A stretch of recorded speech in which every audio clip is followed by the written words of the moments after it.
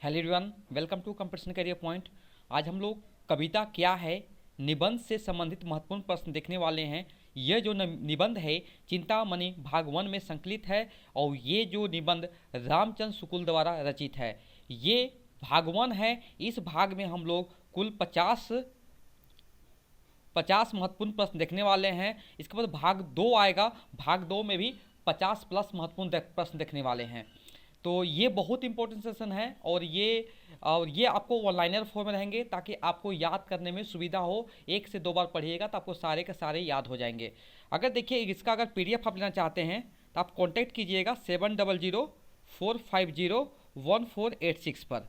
Okay, या आप total माने कि जैसे झारखंड का PET हिंदी का अगर फुल सिलेबस लेना चाहते हैं, माने कि जितना मेरे पास कंटेंट है यूट्यूब में, आप उसको 420 पर पे करना पड़ेगा। आपको डिस्क्रिप्शन बॉक्स में आपको दिया रहेगा व्हाट्सअप नंबर या जो कंटेंट आपको मैं प्रोवाइड करूंगा वहाँ आपको ऊपर डिस्क्रिप्शन बॉक्स में सारे मेंशन किए हुए हैं, आप आराम से उसको देख सकते हैं। हम लोग अब शुरुआत करते हैं फर्स्ट नंबर की ओर। कविता क्या है संबंधित चिंतामणि के किस भाग में समाहित है? तो ये चिंतामणि भाग 1 में समाहित है। दूसरा प्रश्न है कविता क्या है निबंध में कुल कितने खंड है? तो कितने खंड यानी अंश कितने हैं? 13। मैं जब सेकेंड भाग आएगा तो उसमें हम 13 का आपको नाम बताएंगे कि कौन कौन से खंड है इसमें। 3 नंबर प्रश्न है कविता क्या है किस प्रकार का निबंध है? तो ये हो जाएगा आलोचनात्मक और समीक्षात्मक निबंध है। 4th नंबर है कविता क्या है निबंध सरस्वती पत्रिका में सन फिल द ब्लैंक्स इसमें प्रकाशित हुआ था। कब हुआ था? 1909 ईस्वी में। 5 नंबर है कविता क्या है निबंध के लेखक कौन है? आचार्य रामचंद्र शुक्ल जी। कविता क्या है निबंध चिंतामणि भाग 1 में कौन से क्रम पर है? तो 11वें क्रम पर है। अब देखिए यहाँ पर जो प्रश्न मैं लिया हूँ 7 नंबर, ये आपको झारखंड PET हिंदी पेपर में आ चुका 2018 वाला में। देखिए कविता ही हृदय को प्राकृतिक दशा में लाती है और जगत के बीच क्रमशः उसका अधिकाधिक प्रसार करती हुई उसे मनुष्यत्व की उच्च भूमि पर ले जाती है। ये पंक्तियाँ रामचंद्र शुक्ल ने अपने किस निबंध में लिखी है? तो कविता क्या है निबंध में लिखी है। ये भी देखिए एग्जाम में, देखिए आपको मैं चिंतामणि भाग 1 से आपको कुल 10 प्रश्न आएंगे और 10 प्रश्न ही आप करेंगे हर से। देखिए आपको चिंतामणि में भाग 1 में आपको 5 निबंध है, 5 निबंध में हर निबंध से 2 प्रश्न आएंगे। तो ये इंपॉर्टेंट है। अब यही आपको सिलेक्शन वाले जो टॉपिक हैं, अगर ये जो छोड़िएगा तो आपको सिलेक्शन से बाहर हो जाएगा। तो हर टॉपिक आपको अच्छे से क्लियर करके जाने हैं। मनुष्य की मुक्ति साधना के लिए मनुष्य की वाणी जो शब्द विधान करती आई है उसे रामचंद्र शुक्ल ने क्या कहा है? उसे जो कहा है कविता कहा है। 9 नंबर देखेंगे जिस प्रकार आत्मा की मुक्तावस्था ज्ञान दशा कहलाती है उसी प्रकार हृदय की मुक्तावस्था रस दशा कहलाती है। हृदय की मुक्ति साधना के लिए मनुष्य की वाणी जो शब्द विधान करती आई है उसे कविता कहते हैं। यह कथन किसका है? रामचंद्र शुक्ल जी का। अब ये जो कथन है किससे है? कविता क्या है निबंध से। ऐसा भी प्रश्न पूछा जा सकता है आप लोग से। 10 नंबर जिस प्रकार आत्मा की मुक्तावस्था ज्ञान दशा कहलाती है उसी प्रकार हृदय की यह मुक्तावस्था क्या कहलाती है? रस दशा। 11 नंबर प्रश्न है हृदय की मुक्ति दशा क्या कहलाती है? तो क्या कहलाती है? ज्ञान दशा। 12 नंबर है मनुष्य के हृदय को स्वार्थ संबंधों के संकुचित मंडल से ऊपर उठाकर लोक समानी भाव भूमि पर कौन ले जाता है? तो कविता। ये आपके लिए इंपॉर्टेंट है, ये भी आ सकता है ऐसा प्रश्न। 13 नंबर है लोक समानी भाव भूमि पर पहुंचा हुआ मनुष्य कुछ काल के लिए अपनी सत्ता को लोक सत्ता में किसके कारण लीन किए रहता है? कविता। 14 नंबर है कौन सी चीज मनुष्य जाति के साथ लगी चली आ रही है और चलेगी, जानवरों को इसकी जरूरत नहीं है? कविता। 15 नंबर है शुक्ल जी ने काव्य दृष्टि कितने रूप बताए हैं? 3 रूप बताए हैं। काव्य दृष्टि कितने रूपों में विद्यमान रहती है? 3 रूप में। कौन कौन? नर क्षेत्र में, बाह्य सृष्टि में और समस्त चराचर जगत में। 17 नंबर है, हृदय की मुक्ति दशा लेखक ने किसे माना है? रस दशा को माना है। काव्य में अर्थ ग्रहण मात्र से काम नहीं चलता, बिंब ग्रहण अपेक्षित होता है। बिंब ग्रहण निर्दिष्ट, गोचर और मूर्त विषय का ही हो सकता है। यह जो कथन है कविता क्या है, निबंध के किस खंड से लिया गया है? तो सभ्यता के आवरण और कविता।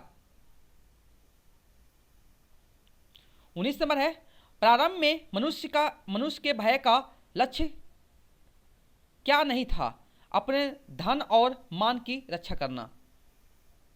20 नंबर है, कुछ भावों के विषय अब अमूर्त होने लगे हैं, ऐसे भावों को बौद्ध दर्शन में क्या कहा जाता है? तो अरूपराग कहा जाता है।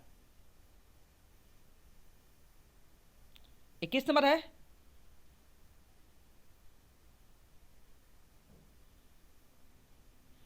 है, कभी कर्म कठिन क्यों होता जाएगा? कभी कर्म कठिन क्यों होता जाएगा? तो सभ्यता में वृद्धि के कारण। 22 नंबर, काव्य में प्रमुखतः क्या अपेक्षित है? बिंब ग्रहण। 23 नंबर, किस व्यक्ति के जीवन में मरुस्थल की यात्रा ही समझना चाहिए, जो विश्व काव्य की रसधारा में अल्पकाल के लिए भी निमग्न ना हो? 24 नंबर, शुक्ल जी ने काव्य दृष्टि का कौन सा रूप नहीं बताया है? तो देखिए, मनुष्योत्तर बाह्य सृष्टि के भीतर, नर क्षेत्र के भीतर, समस्त चराचर के भीतर और मनुष्योत्तर आंतरिक दृष्टि के भीतर। ऑप्शन डी सही हो जाएगा। इसको नहीं बताएगा, बाकी तीनों जो इसे काव्य दृष्टि में मेंशन किए हैं। 25 नंबर,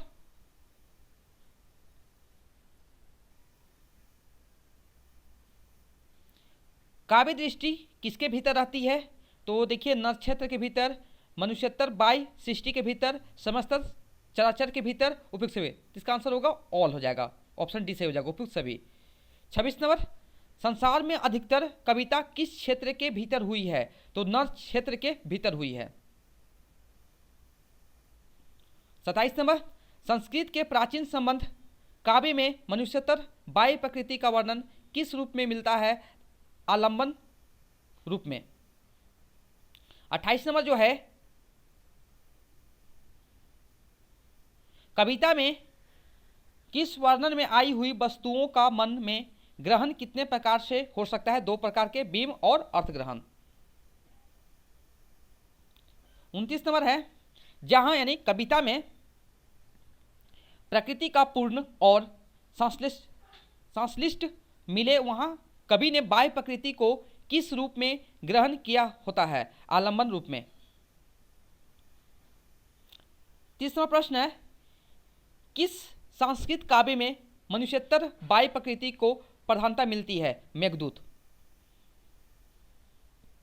31 नंबर है, अंतः प्रकृति में मनुष्यता को समय समय जगाते रहने के लिए किसकी आवश्यकता बताई गई है? कविता की। 32 नंबर जो है, जो केवल अपने विलास या शरीर सुख की सामग्री ही प्रकृति में ढूंढा करते हैं, उनमें किसकी कमी होती है? रागात्मक सत्व की। 33 नंबर है, पशु पक्षियों के सुख दुख, हर्ष विवाद, कृपा क्रोध आदि भावों की व्यंजना प्राय कैसी होती है? तो प्रत्यक्ष होती है। 34 नंबर है, जहां तथ्य केवल आरोपित एवं संभावित रहते हैं, वहां किस रूप में मिलते हैं? अलंकार रूप में मिलते हैं। 35 नंबर है, पेड़ पौधा, लता गुल्म आदि भी कुछ भावों या तथ्यों की व्यंजना करते हैं, वह कभी कभी कैसी होती है? गुण होती है। 36 नंबर है, किस प्रकृति के लिए मन में वेग का होना आवश्यक है? कर्म। अब ये जो है काव्य और व्यवहार उपखंड से लिया गया है। 37 नंबर है, मनुष्य का ज्ञान बुद्धि व्यवसात्मक कब होता गया है। देखिए दो यहाँ पर हो जाएंगे, ज्यों ज्यों अंतःकरण का विषय होता गया है और ज्यों ज्यों सभ्यता बढ़ती गई है, दोनों यहाँ पर करेक्ट हो जाएंगे यहाँ पर। 38 नंबर है, मनुष्य को कर्म में प्रवृत्त करने वाली मूल वृत्ति कौन सी है, तो भाव आत्मिक का है।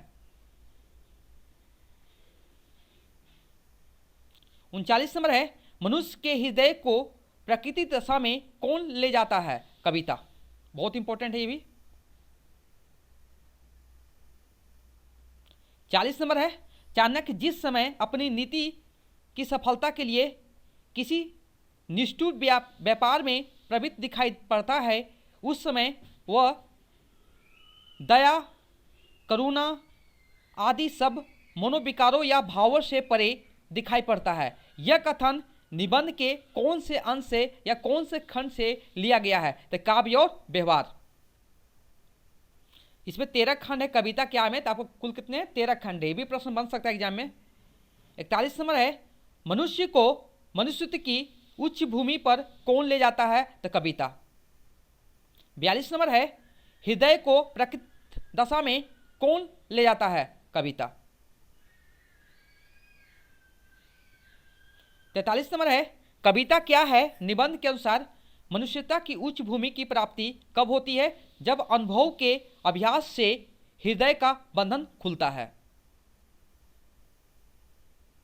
44 नंबर है, पशुत्व से मनुष्यत्व में जिस प्रकार अधिक ज्ञान प्रसार की विशेषता है, उसी प्रकार अधिक भाव प्रसार की भी। यह कथन कविता क्या है, निबंध के किस अंश से लिया गया है, तो मनुष्यता की उच्च भूमि। 45 नंबर है, ऐसे व्यक्ति जिन्होंने क्रोध दया श्रद्धा भक्ति आत्माभिमान आदि भावों को दबा दिया है, जो मनुष्य आधा मर गया है, जिनका हृदय पत्थर के समान हो गया है, ऐसे व्यक्तियों की दवा किसे बताया गया है, तो कविता को बताया गया है। 46 नंबर है, आचार्य शुक्ल ने निबंध में काव्यानुशीलन को क्या कहा है, तो भाव योग कहा है। 47 नंबर है, जो वस्तु हमसे अलग है, हमसे दूर प्रतीत होती है, उसकी मूर्ति मन में कौन लाकर उसके सामीप्य अनुभव करने को शुक्ल जी ने क्या माना है, उपासना माना है।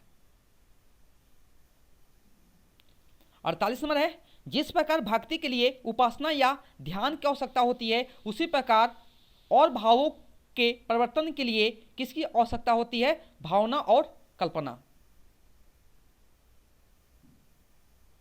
49 नंबर है, कविता क्या है, निबंध के अनुसार कथन सत्य है। तो देखिए यहाँ पर 3 कथन लिए हैं मैंने। शुक्ल जी ने काव्यानुशीलन को भाव योग कहा, बिल्कुल सही है ये। शुक्ल जी ने भाव योग और कर्म योग को ध्यान योग के समझ माना है, ये भी सही है। उपासना भाव योग का ही एक अंग है, ये भी सही है। माने कि जितने भी यहाँ पर कथन है कविता क्या में, तो सारे कथन है ऐसे का। अब एक ऑप्शन और दिएंगे, बोला जाएगा कि कौन सा कथन असत्य है टाइप का, इस टाइप से आपको ऑप्शन चूज करने होंगे। आज का अंतिम प्रश्न लोग देखेंगे, कविता क्या है, निबंध के अनुसार कल्पना कितने प्रकार की होती है, 2 प्रकार के। कौन कौन, विधायक और ग्राहक। विधायक और ग्राहक, और ये आपका भाग 1 है। इस भाग में हम लोग कुल कितना प्रश्न देखे बताइए, 50 प्रश्न देखे अभी। अब इस भाग 2 जल्दी ही लाया जाएगा उसको, उसमें भी 50 प्लस देखेंगे। यानी कहना मतलब टोटल कविता क्या है निबंध से आपको 100 प्लस प्रश्नों का संग्रह देखने को मिल सकता है इस चैनल के माध्यम से। और सारे ऑनलाइनर फॉर्म में रहते हैं कि आपको पढ़ने में सुविधा हो। ओके, अगर इसका PDF लेना चाहते हैं तो मैं बता भी दिया हूँ, फिर से एक बार नंबर देता हूँ, व्हाट्सएप नंबर देता हूँ।